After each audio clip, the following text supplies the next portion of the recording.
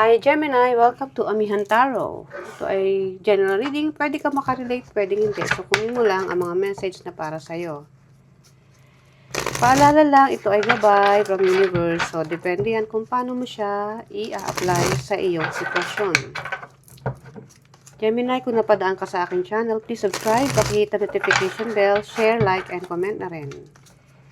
At magpapasalamat na rin ako guys sa inyong suporta at patuloy na pagsusuporta. And pwede pong wag na lang po natin i-skip ang ads kung maaari dahil malaking tulong po sa akin yan. So salamat. So Gemini, itong yung reading for this week, August 31 to September 6. Ang yung overall energy, the Death card. Transformation. Anong pagbabago to Gemini? Ang iyong challenge, Ace of Pentacles. Focus, King of Wands. Ang iyong blessing, Three of Wands. Future energy, Ten of Swords. And the outcome, the Strength card. Tinitingnan ko kasi, itong transformation mo is in regards to isang situation dito kay Queen of Wands na may separation. Kung sino man to sa buhay mo, I'm sure, importante siya sa'yo. Kasi siya ang focus mo. And then, okay, ang iyong reading, the Death card. May ending, which is yun nga, and then new beginning. Tatayo ka pa rin. Kailangan mong bumangon. Ayaw mo, pero kailangan mong gawin. Na kailangan mo may pagbabago sa buhay mo. Ang iyong challenge, Ace of Pentacles. May new beginning when it comes to career, business, or kung ano man tong opportunity na magbubukas sa'yo. Ang problema, hirap kang umpisahan yan dahil may pain ka pang nararamdaman sa ngayon dahil sa separation na nangyayari sa inyo. So, yung determination is hindi ganun kabuo. Dahil syempre, kahit naman sinong tao, pag ang emosyon mo is masakit, apektado lahat pati productivity mo. Ang yung focus, si Queen of Wands. Ang Queen of Wands ng buhay mo. Pwedeng ang kapartner mo ay isang fire sign, Leo, Sagittarius, or Aries. So, nandun pa rin yung focus mo sa kanya.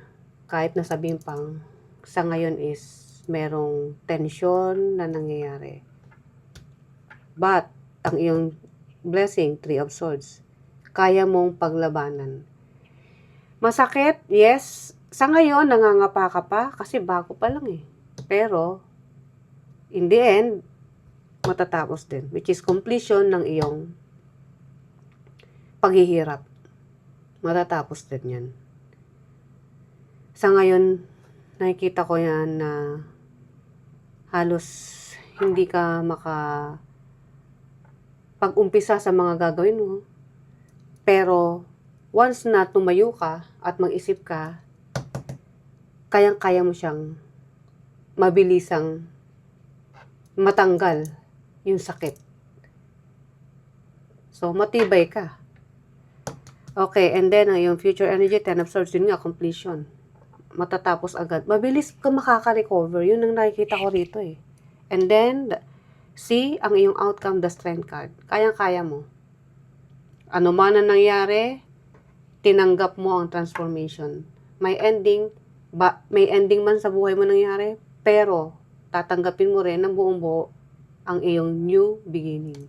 So, let's clarify. Ano ang mga message na paparating kay Gemini this week?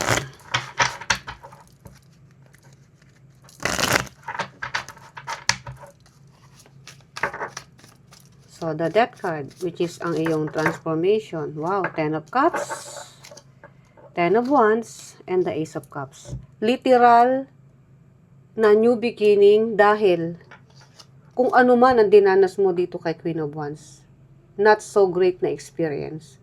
Andun dun yung stress, ang liit ng tingin mo sa sarili mo, kumbaga napagod ka na. Napagod ka na hanggang universe na ang gumawa ng paraan para matapos na kung ano man tong relasyon na meron kayo. At kung ano man tong umpisahan mo is panibagong Di ko alam kung panibagong love. Kasi pwedeng panibagong love sa sarili mo, panibagong love sa susunod mong trabaho o sa susunod mong relation. Pero, kung ano man itong mag-uumpisa sa'yo, is magandang panimula dahil punong-puno ng happiness at success. Trabaho man yan or isang relationship. So, very opposite ng naranasan mo sa katatapos lang na relation mo dito kay Queen of Wands. Okay, ang Ace of Pentacles na iyong challenge. Ayan o, inaabot na sa'yo. Gemini, eto na, mag-umpisa ka na. Parang inaabot na sa'yo itong opportunity. Pero sa ngayon, hirap ka. Pero mawawala rin agad yan.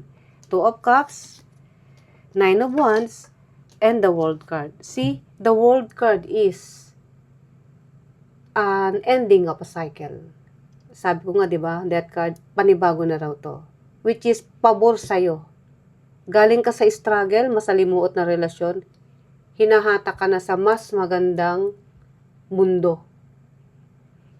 At kailangan mo ng tibay, dahil may sakit pa para sa panibago mong sisimulan, which is collaboration.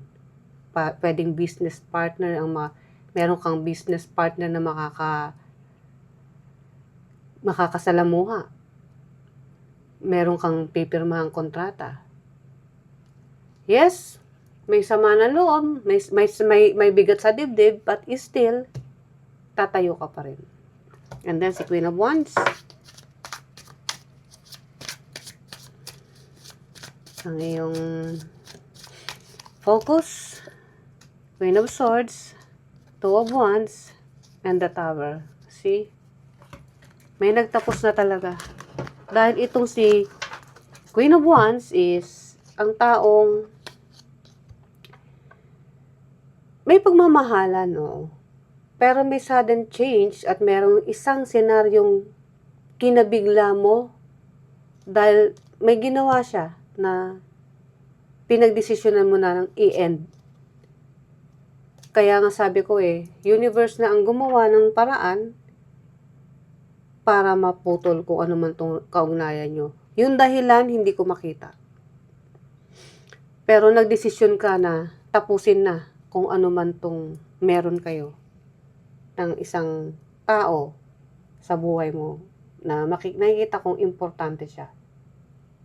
Noong una, nahirapan ka kung paano ka mag-move forward, but still, one day sinabi mo na, okay, that's it. Tama na. Kung ano yung nangyari, hindi ko makita rito. Hindi ko makita na third party na involved. No, hindi ko makita. Pero may isang pangyayari, which is ikaw na lang ang nakakaalam nun, Gemini. Na ikaw na mismo ang nagdesisyon dahil hindi mo na kinaya. At kung sino man tong si Queen of Wands, siya ang nagulat dahil hindi niya akalaing magdidesisyon ka na ng, okay, that's it. So, nashock siya.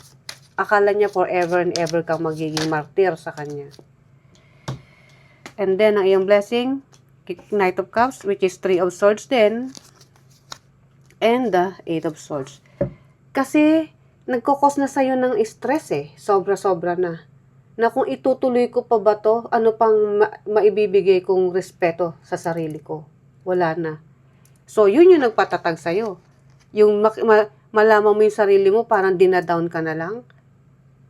Kumbaga parang inano mo na, ay hindi na tama to. Na parang ang tagal nang nangyayari paulit-ulit.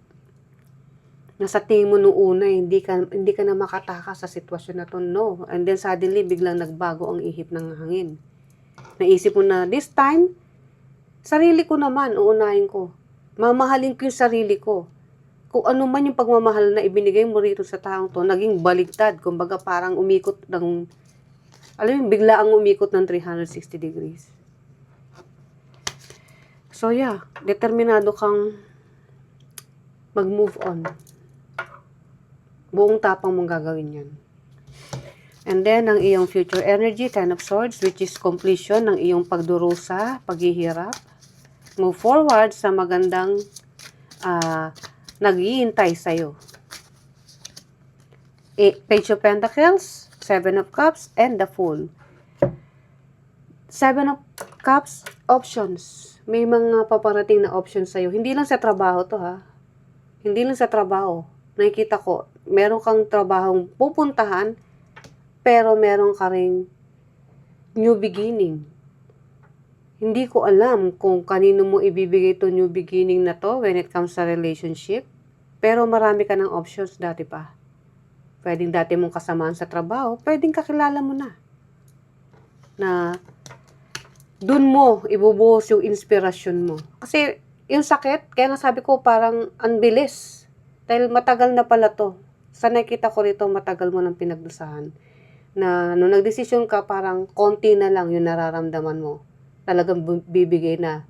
Hanggang sa, ayun na nga, nagdesisyon ka na. Nung nagdesisyon ka, halos wala ka na rin pagmamahal. Alam mo yun? Parang na, ang nangingibaw na lang is yung awa. Pero dito, inano mo na yung sarili mo na hindi na tama to. Parang yun sa respeto mo sa sarili mo rin, nawawala na eh. Dahil sa nangyayari. And then, ibibigay mo yan sa mas deserve, syempre. Hindi lang sa trabaho, kundi sa isang relationship na magbibigay sa'yo ng 10 of Cups, which is wish fulfillment and happiness. Pwede rin itong sa trabaho, kasi Page of Pentacles is panibagong simula sa trabaho, nasisimulan mo, pwedeng dun mo siya makikilala. Kung sino man itong isang choices of love na mapipili mo. And then, the Strength card, ang iyong opportunity, ang outcome. Queen of Pentacles, the Emperor, and the Justice card. Kasi nagdesisyon ka. Buong tapang kang nagdesisyon, the Strength card, at alam mo kung ano yung deserve mo. At ang deserve mo is yung happiness sa trabaho at sa relasyon na nararapat sa'yo. The Emperor, dahil alam mo kung paano rumispeto sa sarili mo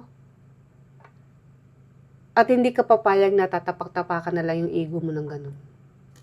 Dahil ikaw ay isang stable na tao sa kahit na anong aspeto ng buhay mo. So yung dignity, ayaw mong mawala yan. Gusto mo na nandiyan pa rin. Dahil alam mo yung, di ba ang tao pag walang dignidad, walang respeto sa sarili, ano pa ang maibibigay mo sa iba? Wala rin, di ba? So, yun yung mga katangian na hindi mo pwedeng kunin ng iba sa'yo. Okay. So, now, ano pa ang message para kay Gemini? Kasi, respetadong tao ka eh. So, hindi mo hahayaan na bastusin ka na lang, tratuhin ka ng hindi tama, dahil alam mo kung ano yung mga kakayanan mo. At hindi mo deserve ang maliitin ka. Okay. Let go of things that no longer serve you. Correct. So, hindi ko na kailangang explain, Gemini. Lumabas na mismo. Mga energies na walang binibigay na positibo o masayang bagay sa buhay mo. So, Gemini, ito ang yung reading. I hope nagustuhan mo. See you ulit sa mga susunod pa nating reading. Bye!